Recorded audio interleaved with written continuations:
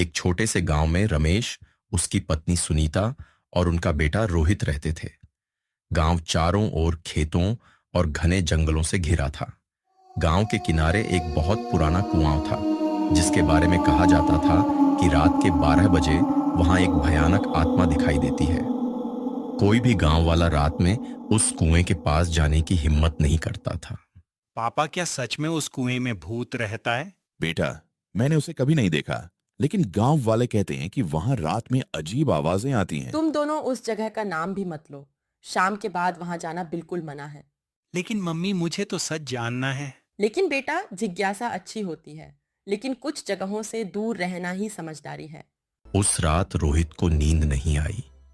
उसके मन में बस उसी कुएं का ख्याल घूम रहा था।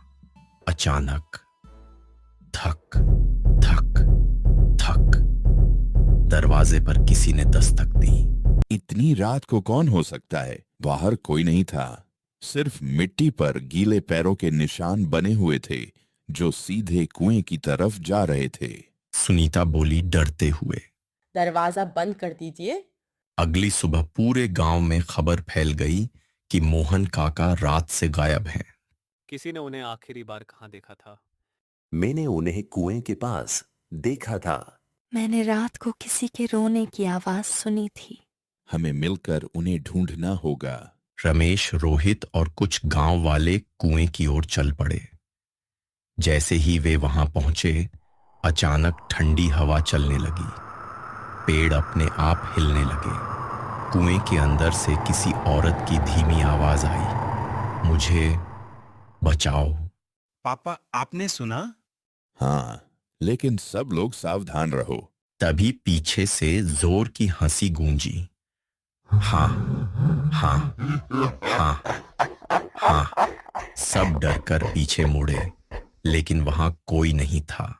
उसी समय एक सफेद कपड़ों वाली बूढ़ी औरत धीरे धीरे उनकी ओर आई। वापस चले जाओ यहाँ से। आप कौन हैं और कहां से आए हो? इस कुएं में वर्षों पहले एक औरत को जिंदा धक्का देकर मार दिया गया था। उसकी आत्मा आज भी बदला लेने का इंतजार कर रही है। क्या उसे बचाया जा सकता है? अगर आज आधी रात से पहले उसकी अधूरी इच्छा पूरी नहीं हुई, तो अगला शिकार इस गांव का कोई और होगा। रात के 12 बजते ही रमेश, सुनीता और रोहित फिर से कुएं के पास पहुंचे। अचानक चारों तरफ घना कोहरा छा गया। कुएं से एक सफेद साया धीरे धीरे बाहर निकलने लगा। उसकी लाल चमकती आंखें, लंबे बिखरे बाल और जमीन पर घिसटती हुई आवाज, तुम वापस क्यों आए? सुनीता बोली रोते हुए। हमें माफ कर दो। मुझे न्याय चाहिए। हम तुम्हारी सच्चाई पूरे गांव को बताएंगे। तभी भूत ने अपना हाथ उठाया। तेज हवा चली, सारा गांव कांप उठा और कुएं के अंदर से मोहन काका की आवाज आई, मुझे बाहर निकालो। रमेश और गांव वालों ने रस्सी डाली और मोहन काका को बाहर निकाल लिया।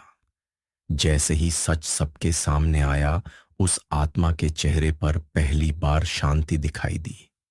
धीरे धीरे उसका साया हवा में गायब हो गया। उस दिन के बाद उस कुएं से कभी कोई डरावनी आवाज नहीं आई। गांव वालों ने उस जगह पर एक छोटा मंदिर बनवाया और हर साल वहां दीप जलाने लगे। रोहित ने उस दिन सीखा कि हर भूत की कहानी के पीछे कोई न कोई अधूरा सच छिपा होता है।